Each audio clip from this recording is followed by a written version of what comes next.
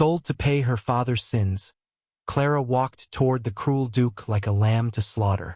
But when he saw the mark on her skin, he fell to his knees. The echo of iron doors closing rang through the stone hall of Thornvale Keep as Clara was led forward, her white dress ghostly against the shadows. Whispers clung to the walls like cobwebs, stories of the Duke's cold cruelty, of brides who entered his manor and never left. "She won't last the night," a servant murmured, eyes downcast. A rose offered to the reaper. The room itself seemed to mourn her, black candles guttering in the draught, casting long, judging shadows across the altar where Duke Silas waited, still as carved obsidian, watching her approach with unreadable eyes. Oh, astonishing, isn't it? But before we reveal how this incredible moment came to be, I have a question for you.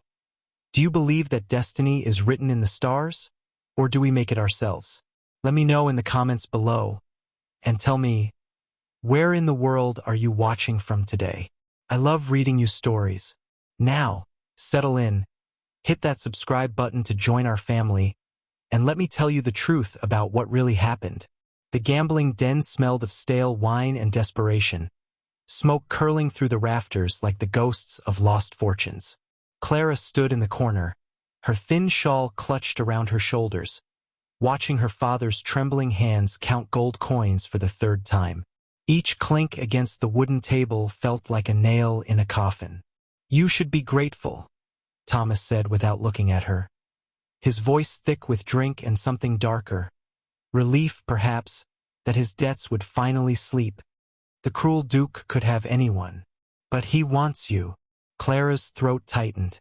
She had heard the rumors everyone had. They slithered through the market stalls and tavern corners like poison.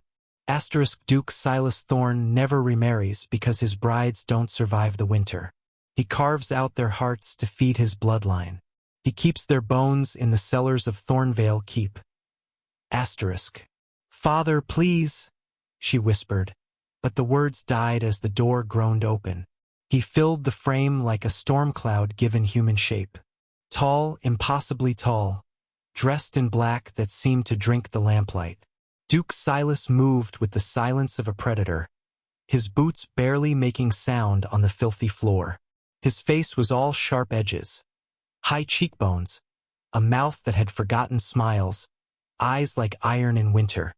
Thomas scrambled to his feet, bowing so low his nose nearly touched his knees. "Your Grace, as promised, my daughter, healthy, obedient, untouched." The Duke's gaze finally landed on Clara, but it wasn't the look of a man seeing a woman. It was the assessment of a buyer inspecting livestock. He crossed the room in 3 strides, gripped her chin with gloved fingers, and tilted her face toward the light. She froze, heart hammering against her ribs like a trapped bird. He checked her teeth. Clara bit back a sob as he turned her head left, then right, his expression unreadable. His hand moved to her wrist, feeling for her pulse, checking the strength of her bones. She was shaking so hard she thought she might shatter. "She'll do," he said, voice like gravel scraped over stone. Thomas exhaled in grotesque relief. "Thank you, Your Grace, thank you." But Silas had already turned away. He jerked his head toward the door. "Bring her." Clara's legs wouldn't move. A rough hand, her father's, shoved her forward, and she stumbled into the night. The black carriage waited like an open mouth, its windows dark, its horses still as statues. The Duke didn't help her inside. A servant did, hands professionally indifferent. The door slammed shut. Through the small window, Clara caught one last glimpse of her father, clutching his gold, already turning back toward the gambling tables. The carriage lurched forward, and the darkness swallowed her whole. The chapel bells tolled like a funeral dirge, each note heavy with finality. Clara walked down the aisle of Thornvale's private cathedral, her borrowed dress the color of bleached bone, her veil so thin it felt like wearing mist.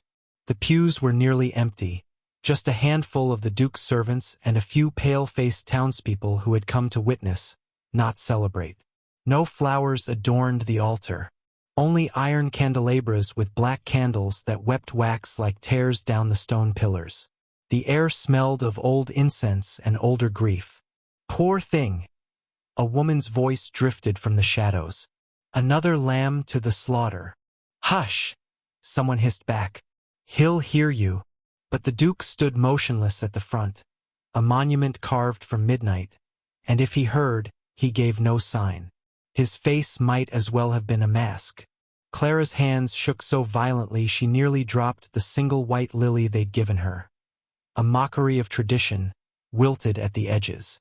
The priest's voice droned through the vows, ancient words that should have meant forever but sounded like a sentencing.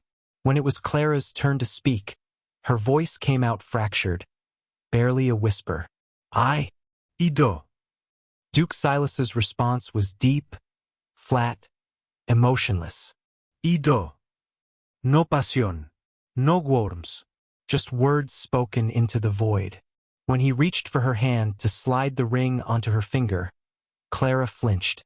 His touch was ice, colder than the stone beneath her feet, colder than death. The silver band felt like a shackle. His eyes, those terrible, unreadable eyes, flickered down to her arm, lingering on the edge of her sleeve where fabric met skin. Instinct screamed through her. Clara yanked her hand back, clutching her arm to her chest, hiding the birthmark she'd kept secret her entire life. The golden rose that her mother had warned her to never show, to never speak of. The Duke's jaw tightened, but he said nothing. You may kiss the bride, the priest intoned, sounding utterly miserable. Silas leaned down. For one horrible moment, Clara thought he might actually do it, but his lips barely grazed her temple, a touch so cold and brief it might have been imagined. It is done, he said. The bells tolled again. The witnesses shuffled out in silence, avoiding her eyes. No one threw rice. No one cheered. They left her standing at the altar beside her new husband, a man whose name was whispered with the same reverence as a curse. Clara was a wife now, but she had never felt more like a ghost. The bedchamber was a cavern of shadows, lit only by a handful of candles that barely fought back the dark. Clara stood in the center of the room, still wearing her wedding dress, arms wrapped around herself as if she could hold her body together through sheer will. Every horror story she'd ever heard thundered through her mind. Asterisk the bones in the cellar, the hearts in jars, the brides who scream once, then never again. Asterisk. The door opened. Duke Silas entered like winter itself, still dressed in black, his expression hard and unreadable. He shut the door behind him with a finality that made Clara's knees weak. He didn't speak, didn't smile, just stared at her with an intensity that stripped away pretense. Remove the shawl, he said, voice clipped. Not a request. Command. Clara's hands flew to the lace around her shoulders.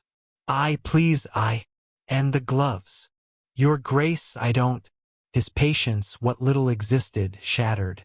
He crossed the room in 2 strides, and before Clara could retreat, his hand clamped around her wrist. She cried out, trying to pull away, but his grip was iron.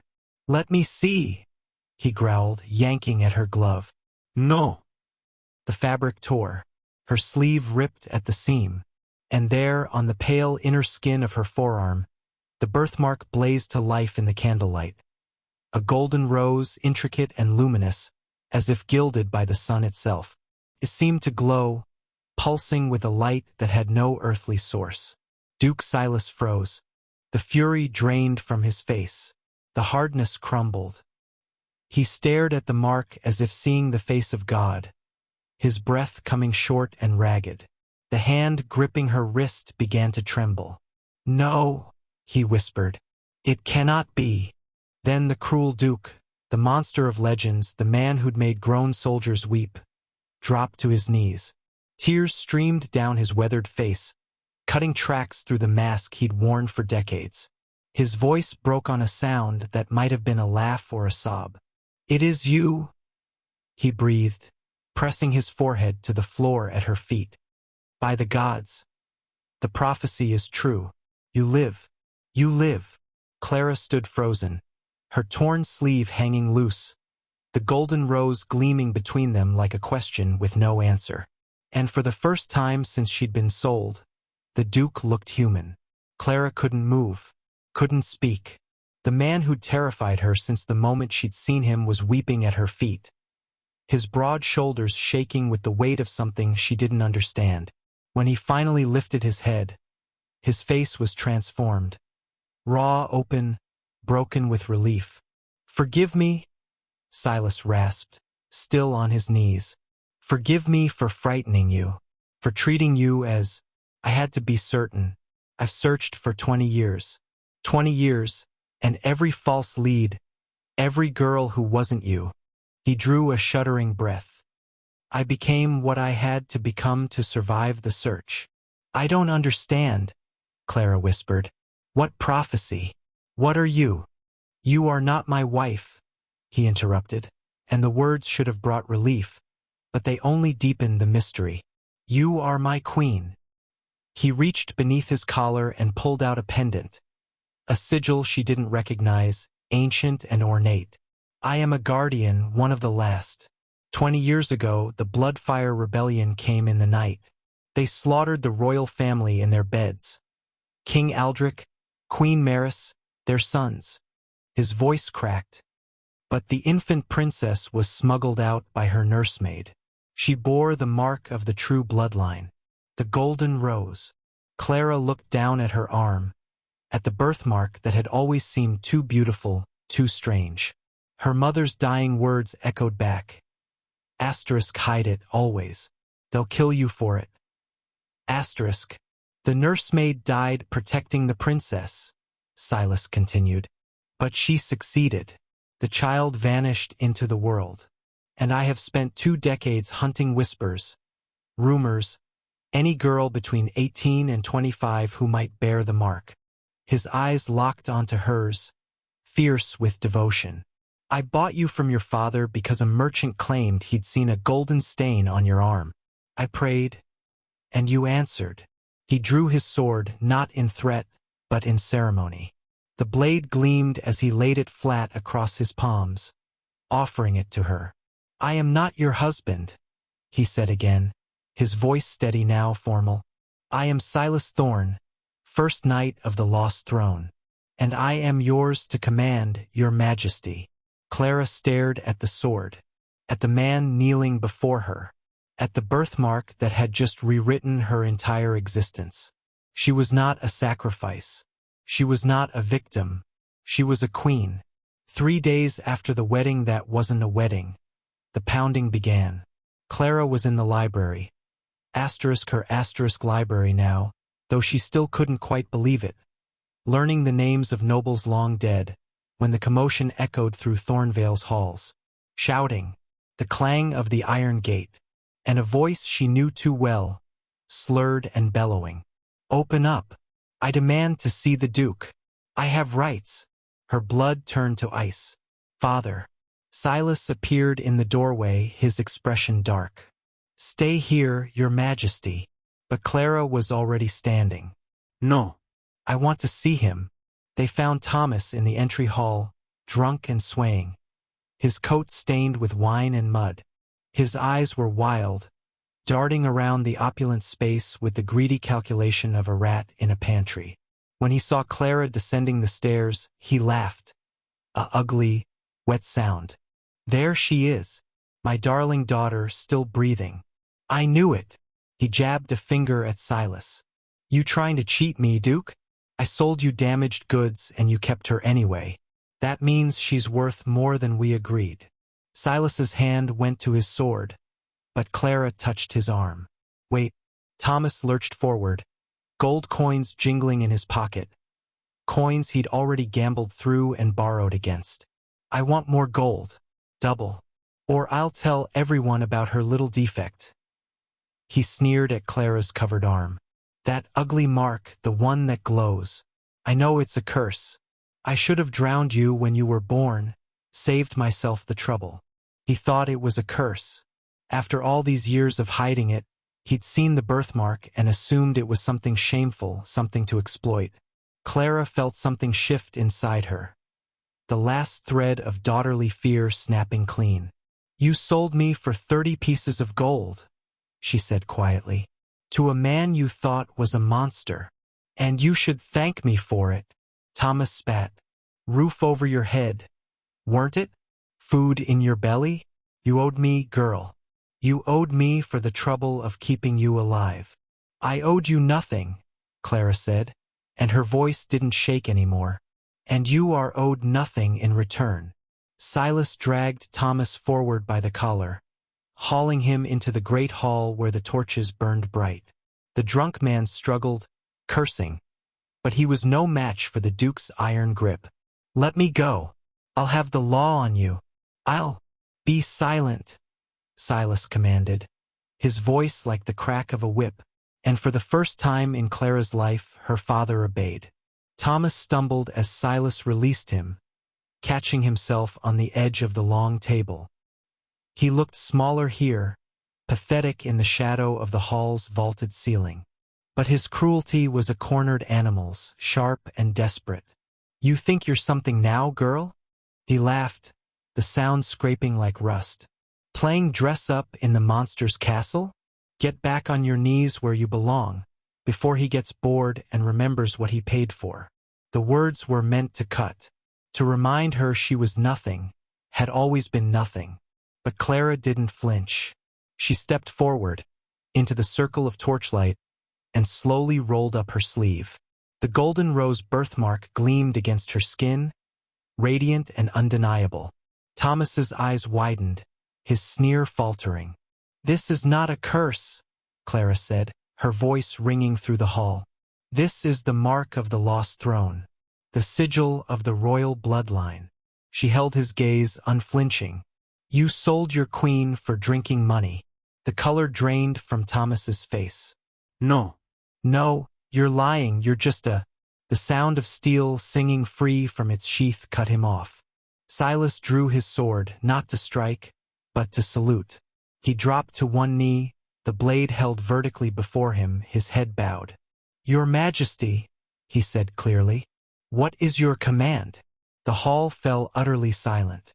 Clara looked down at her father, the man who'd beaten her for burning dinner, who'd cursed her existence, who'd sold her like livestock to save his own skin. He was staring at her now as if seeing a stranger, as if seeing her for the first time. She could have him executed. One word, and Silas would do it without hesitation. But Clara had been powerless her entire life. She knew what it felt like to have nothing, to be nothing. "You will leave Thornvale," she said. "Tonight. The gold you took for me will be stripped from you. Every coin. You will be escorted to the border and exiled from these lands. If you return, you will be imprisoned." Thomas's face twisted. "You can't. I'm your father." "You stopped being my father the moment you sold me," Clara said. "Be grateful I'm letting you keep your life." Silas rose, sheathing his sword. "Guards, remove him." 2 soldiers appeared from the shadows, hauling Thomas to his feet. He struggled, shouting obscenities, threats, desperate pleas, but Clara turned away. She didn't watch him dragged from the hall. She had already given him more mercy than he deserved. The vault beneath Thornvale keeps smelled of ancient stone and preserved time. Clara descended the spiral stairs with Silas at her side, torchlight dancing across walls carved with forgotten symbols. At the bottom, behind a door sealed with 3 locks, lay the remnants of a dynasty. Silas opened a chest that hadn't been touched in 20 years. Inside, folded with reverent care, were garments of deep crimson and gold, the colors of the lost throne. A gown that shimmered like captured sunlight, a cloak lined with ermine, and a circlet, delicate and fierce, wrought in the shape of intertwining roses. "These belong to Queen Maris," Silas said softly. "Your mother." Clara's breath caught. She touched the fabric, and something in her chest recognized it. A memory that wasn't quite memory, an inheritance written in blood and bone. They dressed her in the great chamber, 3 loyal handmaids working in reverent silence. When Clara looked in the mirror, she didn't recognize herself. The girl who'd wept in a gambling den was gone. In her place stood someone ancient and new at once. Silas had summoned them, the hidden council, he called them. 12 men and women who had served the throne in secret, waiting for this moment. They gathered in the sealed chamber, hooded and cautious, until Silas spoke. "I present to you," he said, his voice ringing with conviction, "Princess Clara Aldane, last daughter of the blood, bearer of the rose." Clara stepped forward and raised her arm. The golden rose seemed to blaze in the torchlight, alive with purpose. A woman in the front gasped. An old man pressed his hand to his mouth, tears streaming. One by one they fell to their knees, not in fear but in hope. "My queen," they whispered, the words of prayer. "Our queen returned." Clara looked at them. These strangers who had waited 2 decades for a girl they'd never met, who had believed when belief was all they had. "I don't know how to be what you need," she said honestly, "but I will learn, and I will not abandon you." The old man smiled through his tears. "You are your mother's daughter. That is enough." Clara placed the circlet on her own head. No one else could do it. There was no priest, no king to grant legitimacy. Only her choice, her acceptance. She was no longer a victim of her story. She was its author. 1 year later, the great hall of Thornvale keep blazed with life. Clara sat on the throne that had been brought up from the vaults and restored, carved oak and iron, inlaid with roses.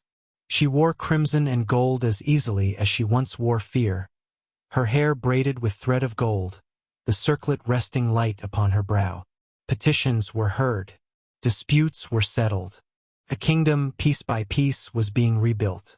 Duke Silas stood to her right, no longer the cruel duke, but the first knight. His presence was a shield and a promise. He had taught her statecraft, swordplay, the history of her people. And in return, she had given him something he'd lost long ago: purpose. "Your Majesty," a courtier approached, bowing low, "the northern lords have sent their pledge of loyalty." Clara accepted the sealed letter, but her mind drifted for a moment. Back to the black carriage, to the girl who'd wept in the darkness, certain she was riding toward her death. If she could speak to that girl now, what would she say? "You are stronger than you know. The mark you hide is not a curse, it is a crown." "Your Majesty?" Silas's voice, gentle now in private moments, pulled her back. Clara smiled. "I'm here." The session ended as the sun set, painting the hall in amber and rose. When the last petitioner departed, Clara stood and walked to the window. She rolled up her sleeve, revealing the birthmark that had rewritten her fate. The golden rose gleamed in the dying light, no longer hidden, but displayed.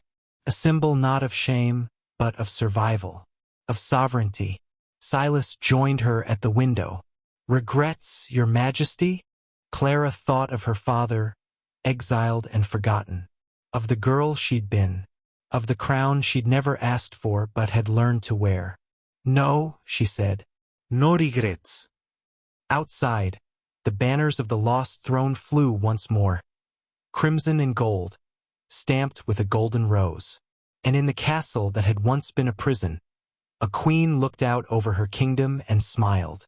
The lamb had become the lion, and the story was only beginning. 30 years had passed like water through open hands, and the kingdom had bloomed. The gardens of Thornvale Keep were no longer cold and austere. They burst with roses now, gold and crimson, climbing the ancient stone walls in defiant celebration. Clara walked the paths slowly, her hair threaded with silver, her crimson gown trailing through the summer grass.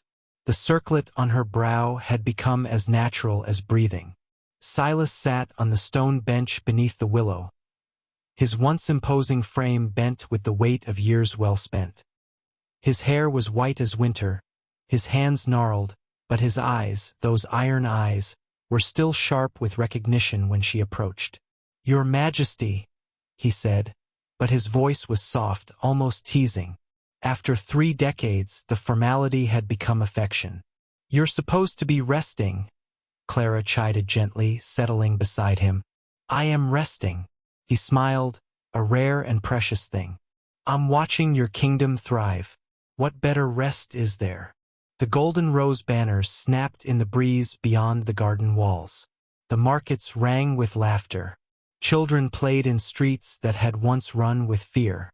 The kingdom had been reborn, brick by brick, heart by heart. Silas's breathing had grown shallow. Clara took his weathered hand in hers. "My watch is ended," he murmured, his gaze drifting to the roses.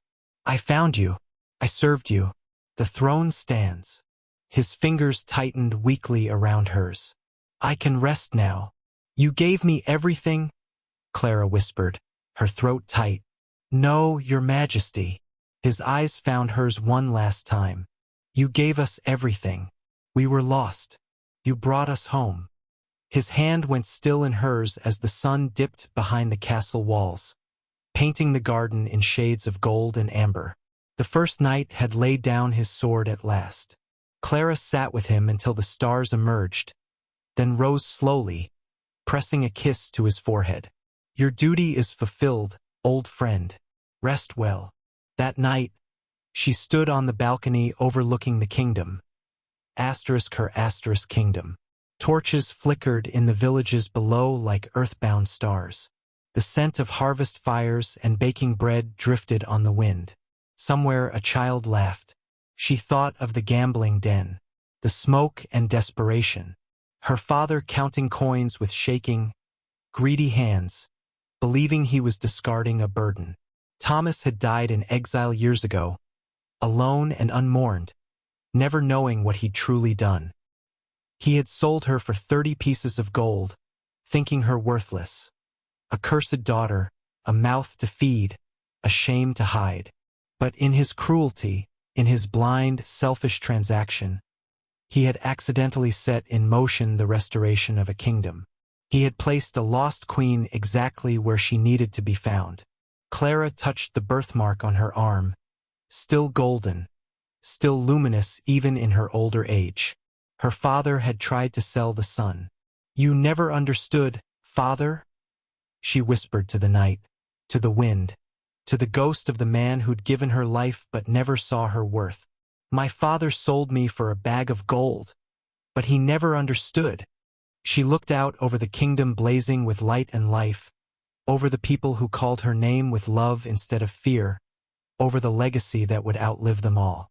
"You cannot put a price on the sun." The golden rose gleamed, and the kingdom slept peacefully under the watch of its queen. The end. And just like that, the truth came out. It just goes to show that sometimes the biggest heroes are the ones we least expect. If this story touched your heart, please hit the like button. It really helps us share these stories with the world. And don't forget to subscribe and turn on the bell so you never miss a moment. If you could have done what Clara did, would you have forgiven them? Let me know in the comments. Until next time, stay safe and keep believing in miracles.